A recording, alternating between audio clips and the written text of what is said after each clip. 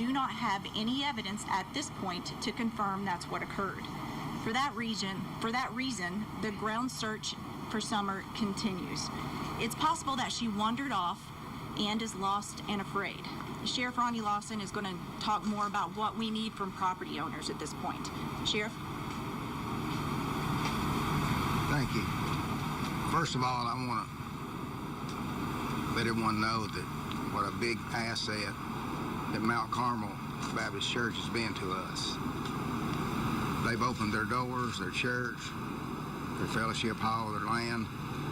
And as y'all see, this is a very remote area, and we would be in desperate trouble if we didn't have that place to set up our command post.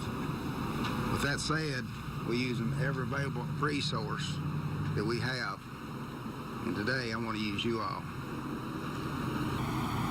I want the word to get out to all the residents in the Upper Beech Creek community, Hawkins County and Sullivan County. We need the residents to go back today, tonight, tomorrow, as soon as possible, and go back and check their entire property, any outbuildings, any barns, any place a child could hide. We desperately need you to do that for us. It's easier for you to check your own property than it is to send officers there. We have not stopped. As the captain will tell you, we've been 24/7 for 6 days now. So we desperately need help from the community now searching their own property. Any question? Okay, Captain. Thank you, Sheriff. As both of them have stated, we will continue to search for Summer Wells until we locate Summer Wells. As of June 21st, 2021, search and rescue efforts for missing 5-year-old Summer Wells will continue throughout the day and also the night. At this point, we have utilized 72 agencies from Tennessee, Ohio, Virginia, Alabama, Georgia, and North Carolina assisting in these search efforts. Numerous specialized search and rescue groups and canine teams have been represented from these multiple different agencies.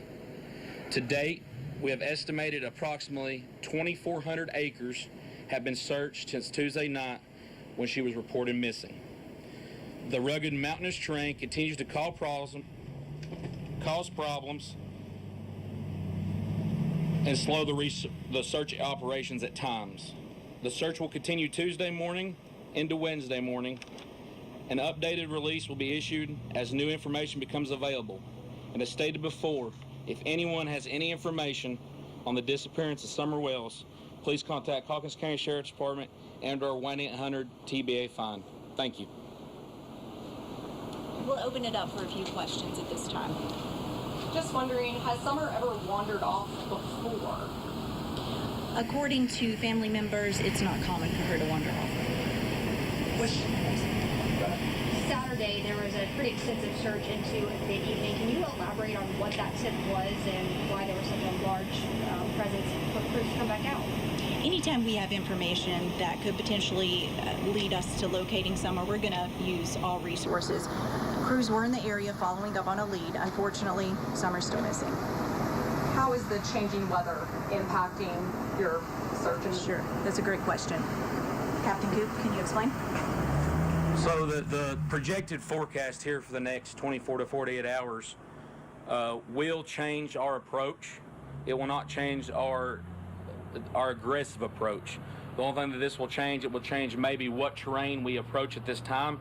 Due to the severe thunderstorms, we can't put our teams in danger to turn around and maximize the situation.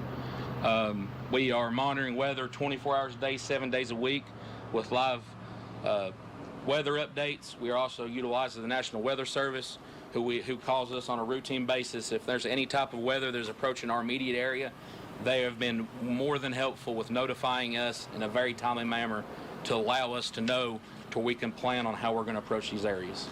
Talking about the weather, is there concern about some of these crews from other areas having to go back to their area to respond to storms there? Speaking with some of these teams, especially the teams that have been coming out of state, traveling 4+ hours, they also have had to do what we've had to do is utilize as much resources as we can to find summer wells, but we still have to be able to cover our areas. So a lot of these people, they're still allowing people to stay back.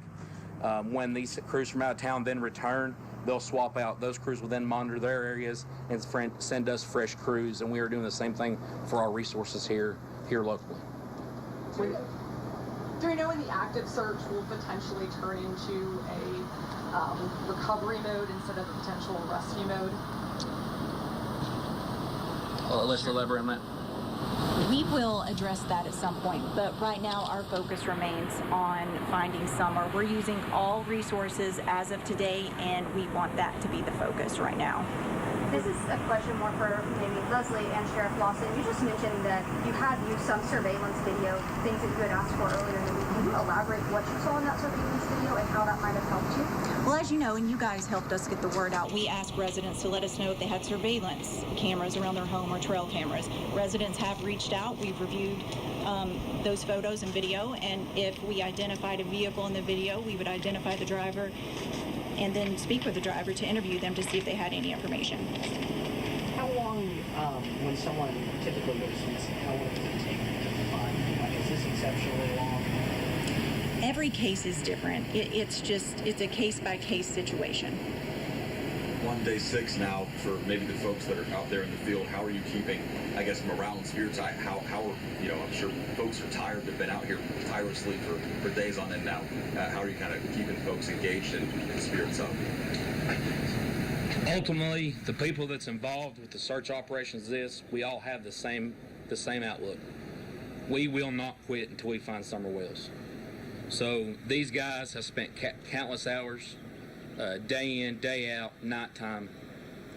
The thing that I stress with my guys is if you're getting to the point that you're getting tired, please take a break, get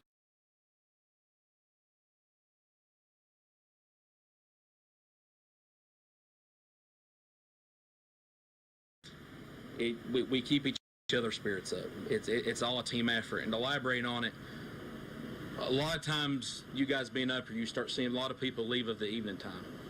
At the evening time, it is too treacherous and too dangerous unless TBI or Sheriff's Department gets a lead that they need us to go help assist on. Too dangerous for us to keep our guys up in these mountains in this treacherous terrain at nighttime. But I want you guys to know and rest assured, along with the community, that search efforts do not stop when it gets dark. We have been utilizing fixed wing and aerial aviation to literally scan this area from the time it gets dark to the time that we return in the morning. It does not quit. They utilize multiple resources, FLIR, and other things to continually map this area and to continue the search for Summer Wells. This is a question more for Sheriff Hawkins, or Lawson, I'm sorry. I know we've talked a lot about there's 2 different operations going on, Find Summer as well as the investigation. Is there more on the investigation side that you can tell us into anything that you've talked with family members or anyone who last saw her since we last spoke on Friday?